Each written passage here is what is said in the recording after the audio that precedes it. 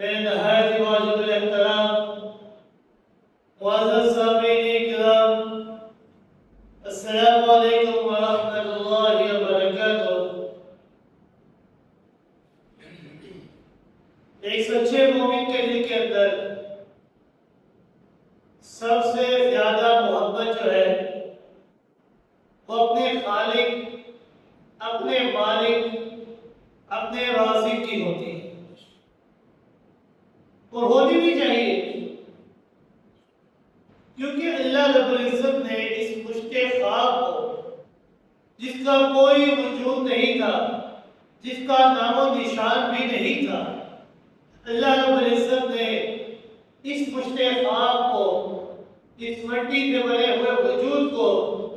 کتنے اعلیٰ اعلیٰ انعامات سے نوازا ہے۔ والذین آمنوا اشد حبا للہ،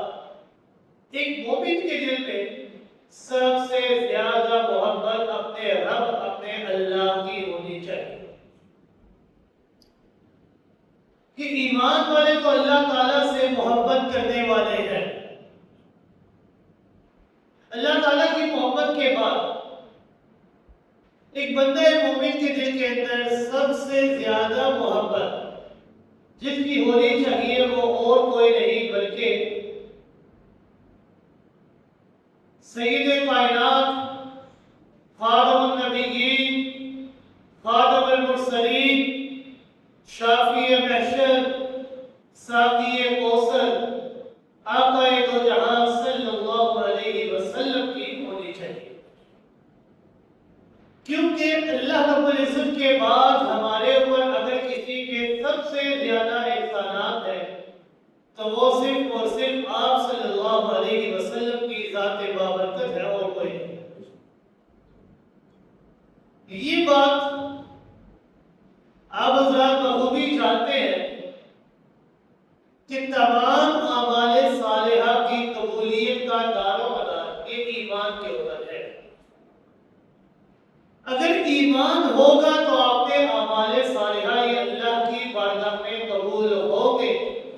اگر ایمان نہیں ہے تو آپ کا بڑے سے بڑا نیک عمل بھی اللہ کے ہاں قبول نہیں ہو سکتا۔ قرآن مقدس کے اندر اللہ رب العزت نے جہاں جہاں پر بھی اللہ تعالیٰ نے ایمان اور اعمال صالحہ کا تذکرہ فرمایا ہے، وہاں پر اللہ رب العزت نے ایمان کے تذکرے کو مقدم کر کے لوگوں کو یہ ظاہر کروایا ہے کہ لوگوں، اعمال کی روح اور جان یہ ایمان کے اندر پوشیدہ ہے۔ مشرکین مکہ، قریش کے لوگ، ابو جہل، یہ بڑے بڑے نیک اعمال کرتے تھے، لیکن ان کا کوئی بڑے سے بڑا عمل بھی اللہ کے ہاں قبول نہیں ہوا۔ اس کی وجہ کیا ہے؟ اس کی وجہ ہی یہی تھی کہ ان کے اندر ایمان کی روح کوئی ظاہر نہیں تھی، ان کے اندر ایمان ہی موجود نہیں تھا۔ جب ایمان ہی موجود نہیں تھا تو چاہے جتنے مرضی نیک اعمال وہ کر لے، ان کا کوئی عمل بھی اللہ کے ہاں قبول نہیں ہو سکتا۔ اگر آپ تحقیق فرمائیں تو آپ کو پتہ چلے گا کہ ایمان کی بھی ایک روح اور جان ہے۔ جس طرح اعمال صالحہ کی روح اور جان ایمان کے اندر پوشیدہ ہے، اسی طرح ایمان کی بھی ایک روح اور جان ہے، اور اس روح اور جان کے بغیر آپ کا ایمان مکمل نہیں ہو سکتا۔ اور وہ روح اور جان اور کوئی نہیں بلکہ محبت مصطفیٰ صلی اللہ علیہ وسلم ہے، کہ ہمارے دلوں کے اندر اللہ تعالیٰ کی الوہیت، اللہ تعالیٰ کی وحدانیت کی گواہی دینے کے بعد ہمارے دلوں کے اندر آقا دو جہاں صلی اللہ علیہ وسلم کی محبت ہونی چاہیے۔ جب یہ دونوں چیزیں اکٹھی ہوں گی تب جا کر ہمارا ایمان کامل اور مکمل ہوگا۔ جیسا کہ حدیث شریف میں آتا ہے کہ آپ صلی اللہ علیہ وسلم نے فرمایا، لا يؤمن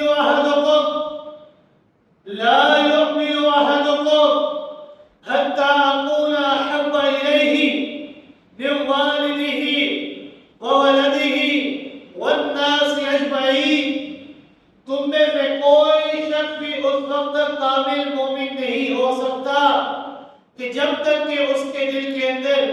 میں محمد رسول اللہ صلی اللہ علیہ وسلم کی محبت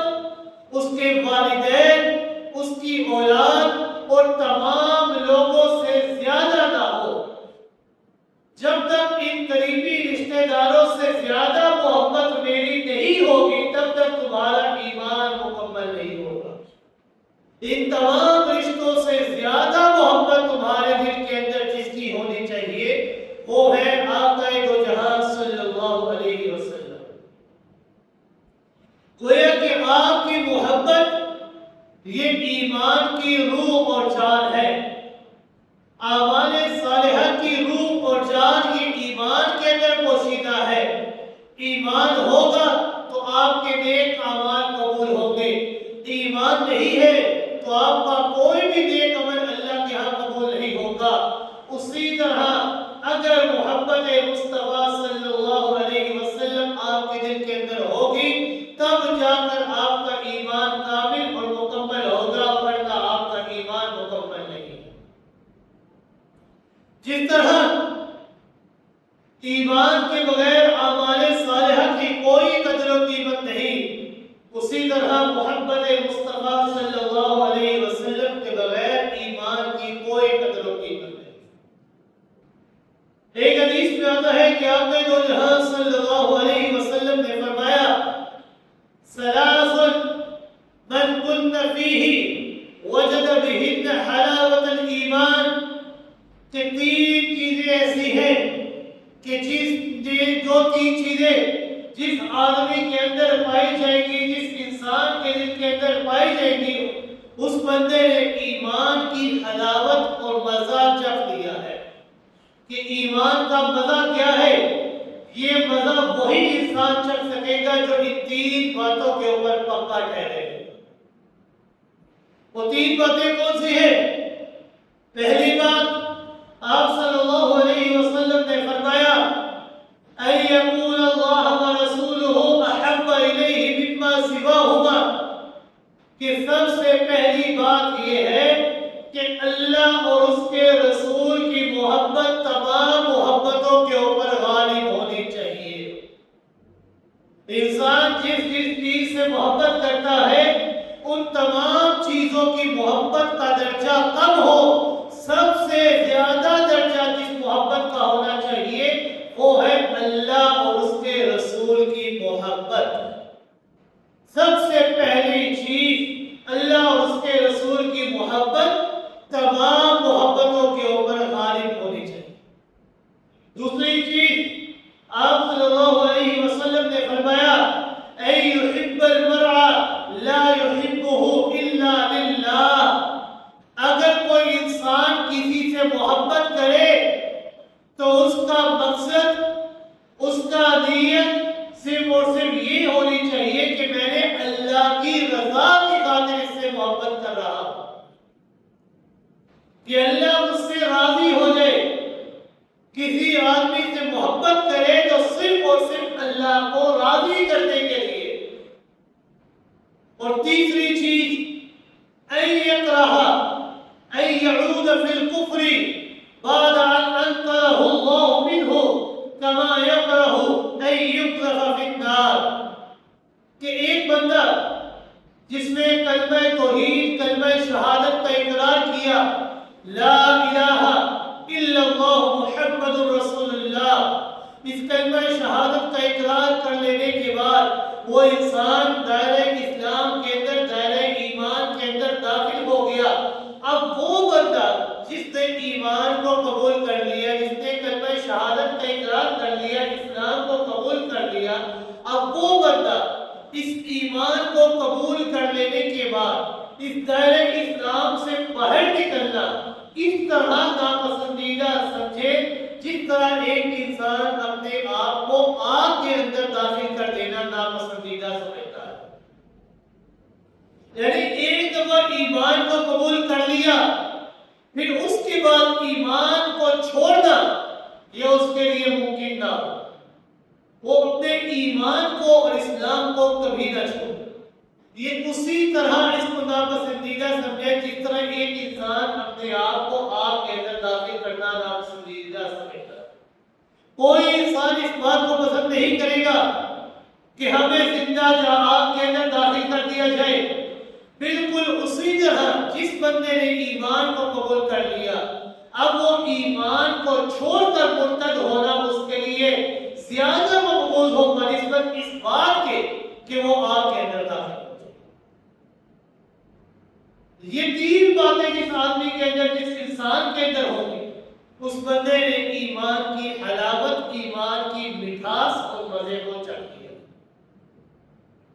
اس حدیث شریف سے اس بات کو ثابت کیا جاتا ہے کہ ایمان ملتا ہی اس وقت ہے کہ جب اللہ اور اس کے رسول کی محبت یہ تمام محبتوں سے اکمل اور اعلیٰ ہوگی۔ یہ اسی وقت آپ کا ایمان ملے گا کہ جب اللہ اور اس کے رسول کی محبت تمام محبتوں کے اوپر غالب ہو۔ قرآن مقدس کے اندر بھی اللہ رب العزت نے اس حقیقت کو بڑے ہی اعلیٰ انداز کے اندر، واشگاف انداز کے اندر بیان فرمایا ہے۔ اتنے اعلیٰ انداز کے اندر کہ اگر کوئی انسان اس آیت کے ترجمے کو ہی پڑھ لے تو انسان کو اس بات کا آئیڈیا اور یقین ہو جائے گا کہ اللہ اور اس کے رسول کی محبت تمام محبتوں سے غالب ہونی چاہیے۔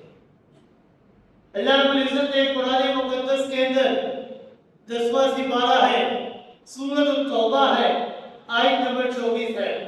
رب کائنات نے فرمایا اعوذ باللہ من الشیطان الرجیم، بسم اللہ الرحمن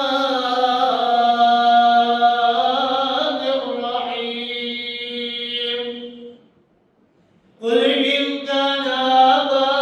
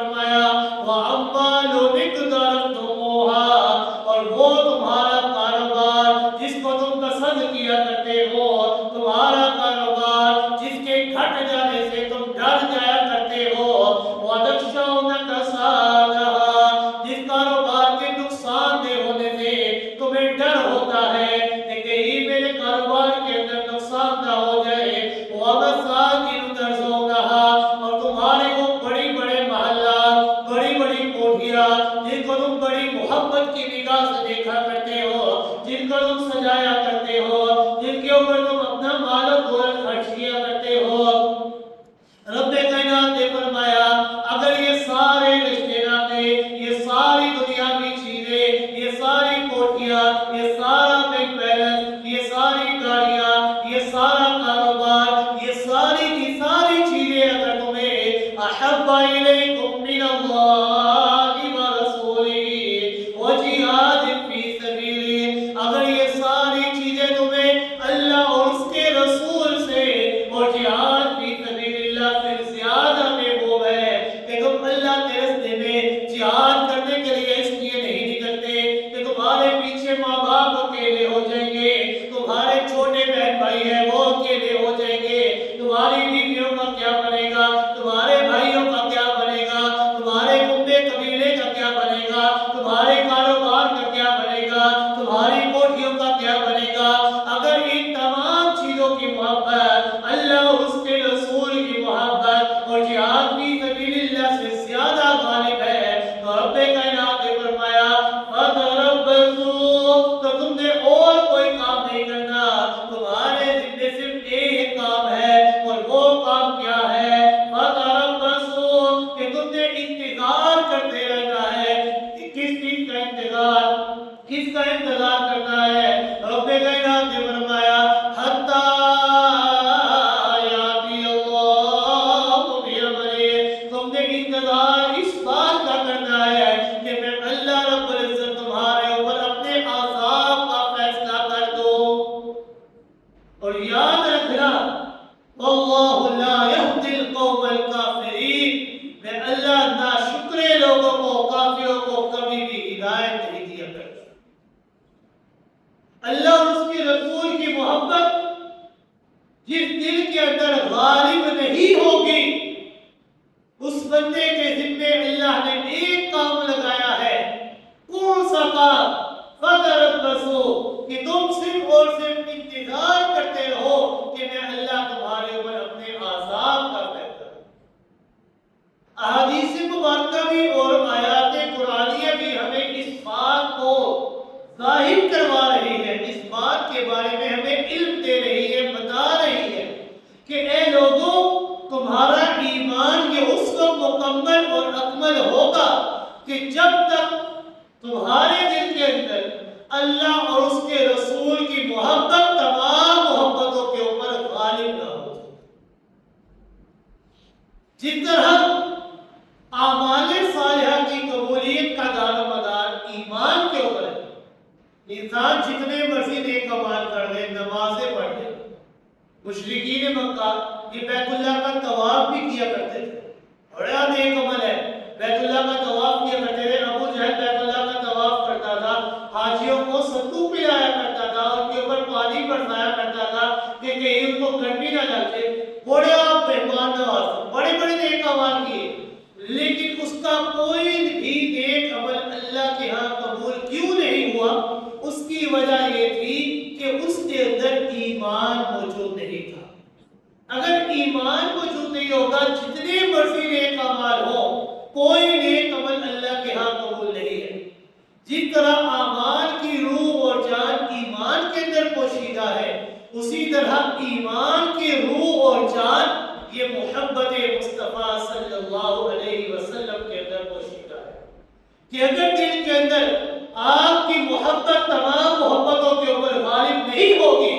تو ہمارا دین، ہمارا ایمان، ہمارا اسلام وہ بھی مکمل نہیں ہو سکتا۔ آپ کی محبت یہ تمام محبتوں کے اوپر غالب کیوں ہونی چاہیے؟ وجہ کیا ہے؟ وجہ یہ ہے کہ اللہ تعالیٰ کی ذات عالی کے بعد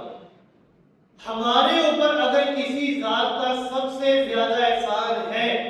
ہمارے اوپر کسی ہستی کے اگر سب سے زیادہ احسانات ہیں تو وہ صرف اور صرف آپ صلی اللہ علیہ وسلم کی ذات ہے، اور کوئی نہیں۔ اللہ کی ذات کے بعد ہمارے اوپر سب سے زیادہ احسانات آپ صلی اللہ علیہ وسلم کی ہستی کے اور کوئی نہیں۔ کس طرح؟ کیونکہ آپ صلی اللہ علیہ وسلم ہی یہ وہ ہستی ہے کہ جن کے ذریعے سے ہمیں قرآن جیسی دولت ملی۔ آپ صلی اللہ علیہ وسلم ہی یہ وہ دولت ہے، یہ وہ ہستی ہے کہ جن کے ذریعے ہمیں ایمان جیسی دولت ملی ہے۔ آپ صلی اللہ علیہ وسلم ہی یہ وہ ہستی ہے جو ہمارے لیے وسیلہ رشد و ہدایت بنے۔ آپ صلی اللہ علیہ وسلم اگر نہ ہوتے تو یقیناً ہم گمراہی کی اور ضلالت کی اتنا گہرائیوں کے اندر ڈوبے ہوتے۔ آپ صلی اللہ علیہ وسلم کی آمد سے قبل اگر کوئی انسان پچھلے دور کے محاورات کو اور چیزوں کو پڑھے گا تو اس کو پتہ چلے گا کہ آپ کی آمد سے قبل انسانیت جہنم کے کنارے پر کھڑی تھی، لیکن آپ صلی اللہ علیہ وسلم نے آ کر ان کو جہنم کے کنارے سے اٹھا کر جنت کا مقیم بنا۔ آپ صلی اللہ علیہ وسلم کی محبت یہ ہمارے لیے بے انتہا ضروری ہے۔ اگر آپ کی سچی محبت ہوگی تو یقیناً کامیابی اور کامیابی یہ ہمارے قدم چنے۔ کسی شاعر نے کیا خوب کہا ہے، حضور آئے تو سر آفرینش پا گئی دنیا، حضور آئے تو سر آفرینش پا گئی دنیا، اندھیروں سے نکال کر اجالوں میں آ گئی۔ پہلے لوگ شرک کی گداڈوب اندھیروں کے اندر ڈوبے ہوئے تھے، لیکن آپ صلی اللہ علیہ وسلم نے آ کر ہمیں ایک اللہ کی عبادت کے راستے پر چلا دیا۔ آپ صلی اللہ علیہ وسلم نے ہمیں بتا دیا کہ اے لوگوں،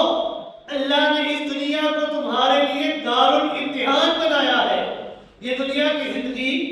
یہ جسے تم عیاشیوں کے اندر گزار رہے ہو، یہ جس کو تم بہت پسند کرتے ہو، جس کی چیزوں کی محبت تمہارے دلوں کے اندر اس قدر زیادہ ہے کہ مؤذن کی اذان کی آواز تمہارے کانوں میں نہیں پڑتی، لیکن اس کی محبت تمہارے دل کے اندر ہے۔ تم ہر وقت اپنی اس دنیا کے اندر مگن رہتے ہو، اللہ کی عبادت کی طرف تمہارے قدم نہیں اٹھا کرتے۔ آپ صلی اللہ علیہ وسلم نے بتایا کہ اے لوگوں، جس دنیا کی محبت کے اندر تم غافل ہو چکے ہو، اس دنیا کو تو اللہ نے بنایا ہی تمہارے لیے دارالامتحان ہے۔ اس دنیا کو اللہ نے بنایا ہی ایک عارضی دنیا ہے کہ اللہ نے تمہیں اس دنیا کے اندر امتحان کے طور پر بھیجا ہے، اور یہ امتحان چند گھڑیوں کا، چند دنوں کا، چند سالوں کا ہے۔ پتہ نہیں کب کہاں کیسے یہ امتحان ختم ہو جائے، لیکن ہاں اس دنیا کے اندر تم نے جو جو کام کیا ہے، جو جو افعال تم کرتے ہو، جو جو اعمال تم کرتے ہو، کل قیامت والے دن وہ زندگی اللہ تمہیں عطا کریں گے جو کہ عارضی نہیں ہوگی، جو کہ تھوڑے عرصے کے لیے نہیں ہوگی، بلکہ ہمیشہ ہمیشہ کے لیے ہوگی۔ اور یاد رکھنا، وہاں پر صرف دو ہی ٹھکانے ہوں گے، یا جنت ہوگی یا جہنم ہوگی۔ اگر تو اس دنیا کے امتحانات کے اندر تم کامیاب ٹھہرو گے تو اللہ رب العزت تمہیں جنت کا وکیل بنا دیں گے، اور اگر اس دنیا کے امتحانات کے اندر تم ناکام ہوگے، تم نے خسارہ اٹھا لیا، تم دنیا کی محبت کے اندر غافل ہو کر اللہ کو چھوڑ بیٹھے ہو، تو یاد رکھنا کل قیامت والے دن تمہیں خسارہ اٹھانا ہے۔ آپ صلی اللہ علیہ وسلم نے ہمیں بتا دیا کہ اے لوگوں، دو رستے ہیں، ایک حق کا رستہ ہے، ایک باطل کا رستہ ہے۔ اللہ نے تمہارے لیے ہر چیز کو واضح کر دیا۔ اس رستے پر چلو گے تو جنت کے اندر داخل ہوگے، اس رستے پر چلو گے تو جہنم کے اندر داخل ہوگے۔ اب تمہارے اوپر ہے کہ تم جس رستے کے اوپر چلنا چاہو چل لو۔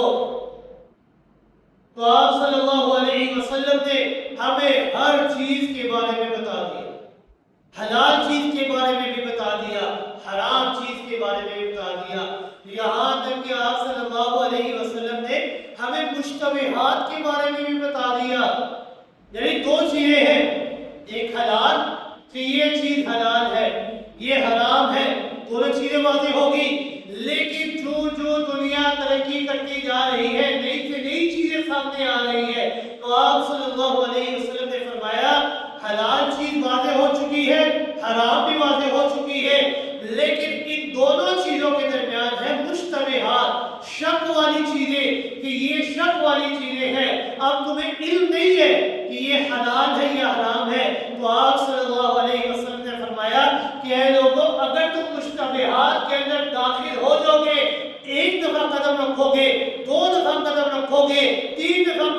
رہو گے تو ایک وقت ایسا بھی آ جائے گا کہ اس مشتبہات کے اندر داخل ہونے کی وجہ سے تم حرام چیزوں کے اندر داخل ہو جاؤ۔ لہذا جو شک والی چیزیں ہیں، جو شکوک و شبہات والی چیزیں ہیں، تمہیں چاہیے کہ تم ان تمام چیزوں سے اپنے آپ کو روکا کرو، صرف اور صرف حلال چیزوں کو استعمال کیا کرو۔ حضرت انس رضی اللہ تعالیٰ عنہ فرماتے ہیں کہ ہم رسول اکرم صلی اللہ علیہ وسلم کی خدمت کے اندر حاضر تھے کہ اچانک ایک شخص آیا، آ کر سوال کرنے لگا، عرض کرنے لگا، یا رسول اللہ صلی اللہ علیہ وسلم متی الساعہ، کہ قیامت کب برپا ہوگی؟ اب کتنا بڑا سوال اس شخص نے کیا آپ صلی اللہ علیہ وسلم سے کہ متی الساعہ، اللہ کے رسول صلی اللہ علیہ وسلم قیامت کب برپا ہوگی؟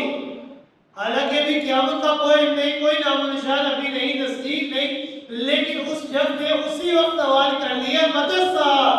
قیامت کب آئے گی؟ فوراً سب سے بڑا سوال، قیامت کب آئے گی؟ لوگ حیران۔ آپ صلی اللہ علیہ وسلم نے ذات خود اس سوال کو ناگوار سمجھا، برا سمجھا۔ آپ کو اس سوال کے بارے میں علم تھا، لیکن آپ کو یہ سوال ناپسندیدہ لگا۔ آپ صلی اللہ علیہ وسلم نے فرمایا ویلک، کہ اے شخص تیرے لیے ہلاکت ہو، تو برباد ہو، وما عادت رہا، تو قیامت کے بارے میں سوال کر رہا ہے، پہلے مجھے بتا تو صحیح تو نے قیامت کے لیے تیاری کیا کی ہے؟ تیری تیاری کیا ہے جو تو قیامت کے بارے میں سوال کر رہا ہے؟ قیامت والے دن ایک ایک چھوٹی سے چھوٹی چیز کا بھی حساب ہوگا، اور تو قیامت کے بارے میں سوال کر رہا ہے، پہلے بتا تو صحیح تو نے تیاری کیا کی ہے؟ تو کیا تیاری کر کے آیا ہے؟ آپ صلی اللہ علیہ وسلم کا مطلب یہ تھا کہ اے انسان، تجھے اس سوال کے بجائے قیامت کے دن اپنے انجام کی فکر کرنی چاہیے کہ بھلا قیامت والے دن میرا انجام کیسا ہوگا۔ اب وہ شخص کہنے لگا ما عادت لها من کثیر صلاۃ ولا صوم ولا صدقہ، کہ اللہ کے رسول صلی اللہ علیہ وسلم نماز کے متعلق آپ مجھ سے سوال کرے تو نماز کے متعلق میری کوئی خاص تیاری نہیں، آپ روزوں کے متعلق سوال کریں تو روزوں کے متعلق بھی میری کوئی خاص تیاری نہیں ہے، آپ صدقہ و زکوٰۃ کے متعلق سوال کریں تو صدقہ و زکوٰۃ کے متعلق بھی میری کوئی خاص تیاری نہیں ہے کہ میں جا کر کہوں کہ میں 5 وقت کا نمازی ہوں، میں نے ہمیشہ روزے رکھے ہیں، میں اللہ کے راستے میں اپنا مال خرچ کرتا رہا۔ نہیں، ایسا نہیں ہے، مجھ سے نمازیں بھی چھوٹی ہیں، میں نے روزے بھی چھوڑے ہیں، میں نے صدقہ و زکوٰۃ کے اندر کمی بھی کی ہے، لیکن اس کی تمام چیزوں کی کوئی خاص تیاری نہیں ہے۔ لیکن ہاں ایک بات ہے جس بات کی میں 100% گارنٹی دے سکتا ہوں، آپ صلی اللہ علیہ وسلم نے فرمایا وہ بات کیا ہے؟ وہ شخص کہنے لگا وَلَكِنِّي أُحِبُّ اللَّهَ وَرَسُولَهُ، اس بات کے اندر میرا 100% پختہ یقین اور ایمان ہے، میں ہر بندے کو گارنٹی دے سکتا ہوں کہ میں جس چیز کی گارنٹی دے رہا ہوں وہ اور کوئی نہیں بلکہ یہ ہے کہ میں اللہ اور اس کے رسول سے سچی محبت کرتا ہوں۔ اللہ اور اس کے رسول کی محبت یہ تمام محبتوں کے اوپر غالب ہو چکی ہے۔ اللہ اور اس کے رسول سے محبت سے زیادہ مجھے اور کسی چیز سے محبت نہیں ہے۔ نماز کے متعلق میری تیاری نہیں، روزے کے متعلق میری تیاری نہیں، صدقہ و زکوٰۃ کے متعلق میری تیاری نہیں، لیکن ہاں جس چیز کی تیاری ہے وہ کیا ہے؟ اللہ اور اس کے رسول سے محبت۔ اس کے اندر کوئی شک نہیں کہ میں آپ سے اپنی جان سے بھی زیادہ محبت کرتا ہوں۔ آپ صلی اللہ علیہ وسلم نے جب اس کا یہ جواب سنا نا تو آپ صلی اللہ علیہ وسلم نے فرمایا انت مع من احببت، کہ اے انسان تو جن سے محبت کرتا ہے کل قیامت والے دن اللہ رب العزت تجھے یقیناً انہی کی رفاقت عطا فرمائے۔ اب ذرا سوچئے آپ صلی اللہ علیہ وسلم ان کو تو اللہ رب العزت جنت میں اعلیٰ مقام عطا فرمائیں گے، وہ جنت میں ہوں گے، اور جب وہ شخص کہہ رہا ہے کہ میں آپ سے محبت کرتا ہوں، اور آپ نے فرمایا کہ جو انسان جس سے محبت کرتا ہے کل قیامت والے دن اللہ رب العزت اسی کی رفاقت عطا فرمائے۔ تو آپ صلی اللہ علیہ وسلم جنت میں ہوں گے تو یہ شخص بھی جنت کے اندر داخل ہوگا۔ صحابہ کرام عرض کرتے ہیں کہ آپ صلی اللہ علیہ وسلم کے اس فرمان سے انت مع من احببت، ہمیں اتنی خوشی ہوئی کہ اس سے زیادہ خوشی ہمیں کبھی نہیں ہوئی۔ حضرت انس رضی اللہ تعالیٰ جب یہ حدیث بیان فرماتے ہیں تو بڑے وجد میں آ کر کہتے ہیں، یعنی حدیث صرف اتنی ہے انت مع من احببت، یہاں تک آپ صلی اللہ علیہ وسلم فرمایا، لیکن حضرت انس رضی اللہ تعالیٰ جو کہ اس حدیث کے راوی ہے، جب بھی لوگوں کو اس واقعے کے بارے میں، اس حدیث کے بارے میں بتاتے ہیں تو ساتھ ہی ساتھ اس بات کا اضافہ کرتے ہیں، بڑے وجد کے اندر آ کر اس بات کا اعلان کرتے ہیں فَأَنَا أُحِبُّ النَّبِيَّ صلی اللہ علیہ وسلم وَأَبَا بَكْرٍ وَعُمَرٍ وَأَرْجُو أَنْ أَكُونَ مَعَهُمْ بِحُبِّي إِيَّاهُمْ وَإِنْ لَمْ بِعَمَلٍ صَامِتٍ أَعْمَالِهِمْ، کہ میں انس آپ صلی اللہ علیہ وسلم سے اپنی جان سے زیادہ محبت کرتا ہوں، میں انس سیدنا صدیق اکبر رضی اللہ تعالیٰ سے اپنی جان سے زیادہ محبت کرتا ہوں، میں انس سیدنا فاروق اعظم رضی اللہ تعالیٰ سے اپنی جان سے زیادہ محبت کرتا ہوں۔ میرے اعمال بے شک ان کے اعمال کی طرح نہیں ہے، میرے اعمال چاہے جتنے مرضی ہو جائے لیکن آپ کی ایک چھوٹی سی نیکی کا بھی مقابلہ نہیں کر سکتے، میرے اعمال آپ کی مثل نہیں ہے، لیکن میں اس بات کا اقرار کرتا ہوں کہ میں آپ سے محبت کا اقرار کرتا ہوں کہ آپ کی محبت میرے دل میں سب سے زیادہ ہے، میں آپ کی محبت کے اوپر اپنی ساری جان بھی، اپنی ساری دولت بھی قربان کر دینے کے لیے تیار۔ تو جو انسان آپ صلی اللہ علیہ وسلم سے محبت کا دم بڑھتا ہے اس کے لیے یہ بات میں انتہا ضروری ہے کہ وہ اس بات کا اقرار کرے کہ ہمارے دل کے اندر اللہ اور اس کے رسول کی محبت یہ تمام محبتوں کے اوپر غالب ہے، اللہ اور اس کے رسول کی محبت سے زیادہ محبت کو اور کسی چیز کی نہیں۔ یہ بات آپ جانتے ہیں کہ محبت یہ ایک ایسی چیز ہے کہ جو کہ کی نہیں کرتی بلکہ یہ خود بخود ہو جایا کرتی ہے۔ محبت ہو جانے کے لیے کچھ نہ کچھ اسباب ہوتے ہیں، کچھ صفات ہوتی ہے کہ جن کی وجہ سے انسان محبت کر بیٹھتا ہے۔ یاد رکھیے گا اللہ رب العزت نے کسی کے اوپر کوئی زبردستی نہیں کی، کوئی زبردستی حکم نہیں دیا کہ آپ نے آپ صلی اللہ علیہ وسلم سے محبت کرنی ہے، بلکہ اللہ رب العزت نے آپ صلی اللہ علیہ وسلم کی ذات ہی ایسی بنائی ہے کہ لوگ خود بخود ان سے محبت کیا کرتے ہیں۔ کوئی زبردستی اللہ نے نہیں کی کہ آپ نے ان سے محبت کرنی ہی کرنی ہے، نہیں، اللہ نے ان کی ذات کے اندر کمالات ہی ایسے رکھے ہیں کہ جن کو دیکھ کر انسان خود بخود ان سے محبت کرتا ہے۔ محبت کا پہلا سبب جو ہے وہ ہے جمال، خوبصورتی، کہ انسان جب کسی خوبصورت چیز کو دیکھتا ہے تو اس کا دل کرتا ہے کہ میں اس کو اپنے پاس رکھوں، اس کا دل کھینچا چلا جاتا ہے اس خوبصورت چیز کی طرف۔ تو اللہ رب العزت نے آپ صلی اللہ علیہ وسلم کو اتنا جمال، اتنی خوبصورتی عطا فرمائی کہ ساری اپنی مخلوقات میں سب سے احسن، سب سے اجمل اگر کسی کو بنایا ہے تو وہ صرف آپ صلی اللہ علیہ وسلم کو بنایا اور کسی کو۔ چاند کی 14ویں رات تھی، 14ویں چاند کا رات، جو کہ پوری آب و تاب سے چمک رہا ہوتا ہے، پورا روشن ہوتا ہے، جب انسان اس کو دیکھے انسان اس سے محبت کرتا ہے، کتنی زیادہ روشنی۔ چاند کی 14ویں رات تھی، آسمان پر پوری آب و تاب سے چاند جو تھا وہ چمک رہا تھا، روئے زمین کا چپا چپا اس کی روشنی کی وجہ سے چمک رہا تھا۔ ایک صحابی ہے حضرت جابر رضی اللہ تعالی، انہوں نے ان کے دل کے اندر خیال آیا کہ کیوں نہ آج میں اس بات کا موازنہ کروں کہ آیا آپ صلی اللہ علیہ وسلم کا رخ انور یہ زیادہ روشن ہے یا پھر یہ 14ویں چاند کا رات، چاند جو ہے یہ زیادہ روشن ہے، میں موازنہ کروں، آج میں دیکھوں تو صحیح کہ آسمان دنیا کا یہ چاند زیادہ خوبصورت ہے یا بزحا والا چہرہ زیادہ حسین ہے، جس کے متعلق اللہ نے قسمیں کھائی ہے، بزحا کا چہرہ بنایا، روشن چہرہ ہم نے آپ کو بنایا۔ چنانچہ حضرت جابر رضی اللہ تعالیٰ فرماتے ہیں کہ میں آپ صلی اللہ علیہ وسلم کی تلاش میں نکلا، دیکھا کہ میں نے آپ صلی اللہ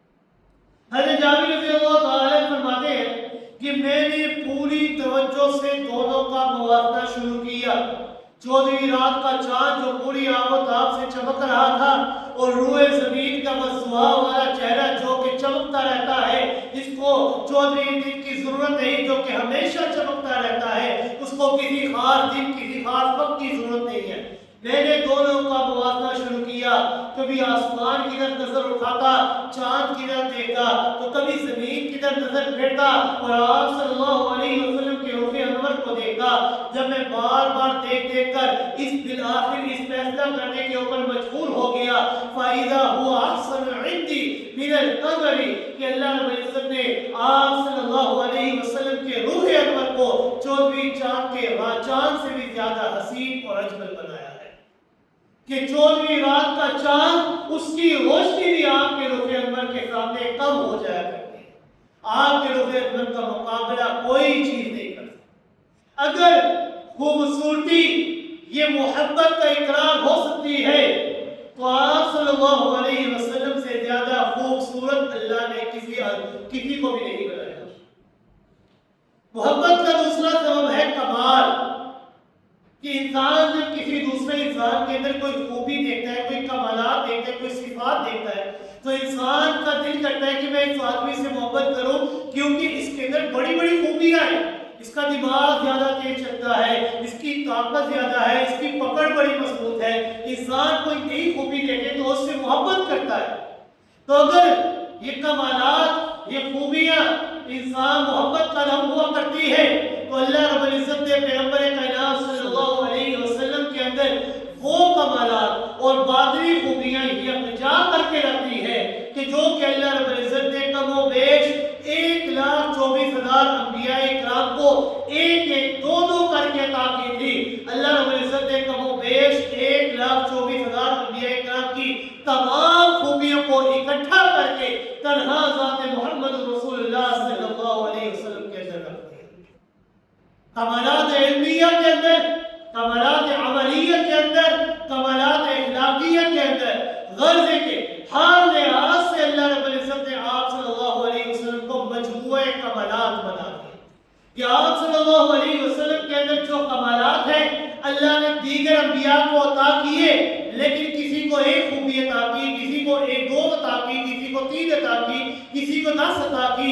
لیکن آپ صلی اللہ علیہ وسلم کی یہ وہ ذات ہے کہ اللہ نے وہ تمام خوبیوں کو اکٹھا کر کے ساری خوبیوں کو تنہا ذات محمد رسول اللہ صلی اللہ علیہ وسلم کے اندر رکھ دیا۔ تو اگر کمالات یہ محبت کا سبب بنتے ہیں تو آپ سے زیادہ کمال اللہ نے کسی اور کو عطا نہیں کیے۔ اور محبت کا تیسرا سبب ہے احسان۔ عربی کا مجموعہ ہے الانسان عبد الاحسان،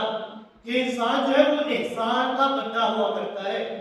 کہ اگر کوئی انسان کسی کے اوپر کوئی احسان کرے نا تو دوسرا انسان جس کے اوپر احسان ہوا ہے اس کے دل کے اندر اس کی محبت زیادہ ہو جاتی ہے۔ وہ کہتے ہیں یہاں میں اس سے محبت کروں، یہ میرے مشکل کام کے اندر مشکل وقت کے اندر کام آیا، تو اس کے دل کے اندر خود بخود اس کی محبت آ جاتی ہے۔ تو آقا دو جہاں صلی اللہ علیہ وسلم یہ وہ ذات ہے، یہ وہ ہستی ہے کہ جو صرف محسن ہی نہیں ہے بلکہ محسن انسانیت ہے، اپنی امت کے لیے انتہائی شفیق، اتنے مہربان تھے کہ اللہ تعالیٰ نے آپ صلی اللہ علیہ وسلم کی ذات عالی کے اندر اتنی رافت، اتنی رحمت رکھی ہے کہ اگر کوئی تکلیف پہنچے تو پیغمبر کائنات صلی اللہ علیہ وسلم برداشت نہیں کر سکتے تھے کہ میری امت کو کوئی تکلیف پہنچے۔ آپ محسن انسانیت ہیں، آپ اپنی امت کو تکلیف کے اندر دیکھ ہی نہیں سکتے تھے،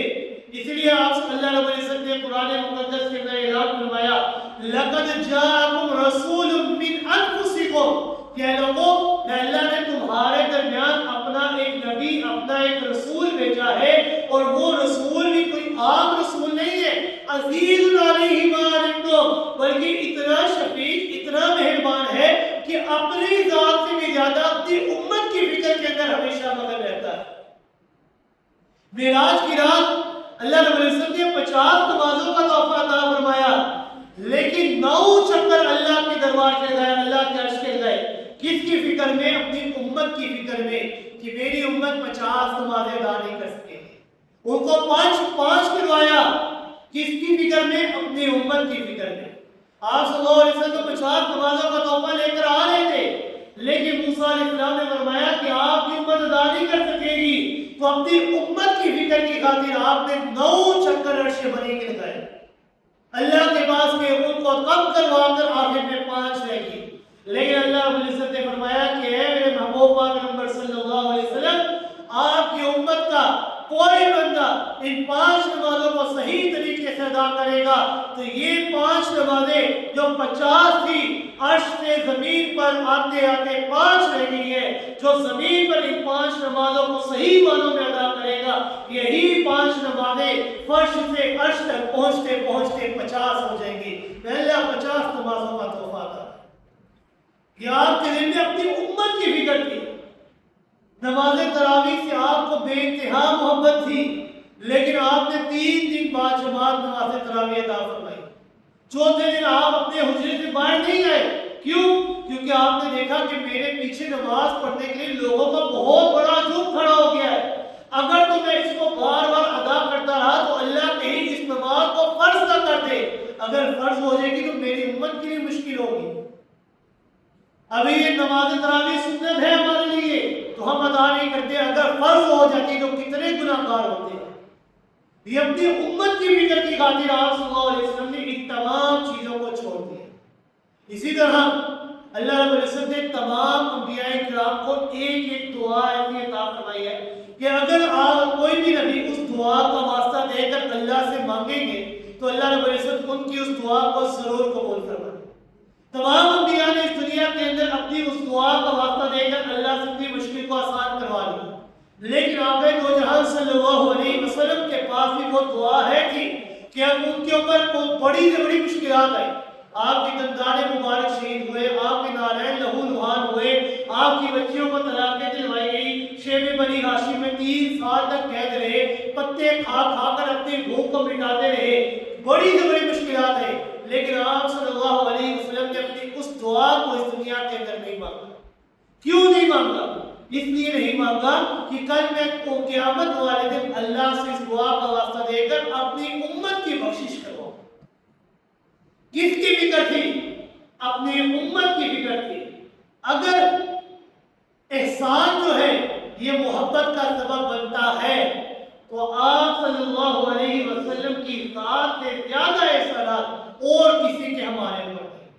آپ ہی کے ذریعے ہمیں قرآن ملا، آپ ہی کے ذریعے ہمیں ایمان ملا، آپ ہی کے ذریعے ہمیں رشد و ہدایت ملی، آپ نے ہمارے لیے اپنی دعا کو پوشیدہ رکھا، اللہ سے نہیں مانگا کہ کل قیامت والے دن میں اللہ رب العزت سے اپنی امت کے لیے سفارش کروں۔ تو اگر جمال، خوبصورتی یہ محبت کا سبب ہے تو آپ سے حسین اللہ نے کسی کو نہیں بنایا۔ اگر کمالات، خوبیاں یہ محبت کا سبب ہے تو آپ سے اکمل اللہ نے کسی کو نہیں بنایا۔ اگر احسان جو ہے وہ سبب بنتا ہے محبت کا تو انسانوں کے اوپر سب سے اللہ کی ذات کے بعد سب سے زیادہ احسان اگر کسی کے ہے تو وہ صرف اور صرف آپ صلی اللہ علیہ وسلم کی ذات کے۔ لہذا ایک مومن کے دل کے اندر سب سے زیادہ محبت اللہ کی ہونی چاہیے، اور اللہ کی محبت کے بعد ہمارے دل کے اندر جس کی محبت ہونی چاہیے وہ آپ صلی اللہ علیہ وسلم کی ذات ہے، کیونکہ آپ کا اعلان ہے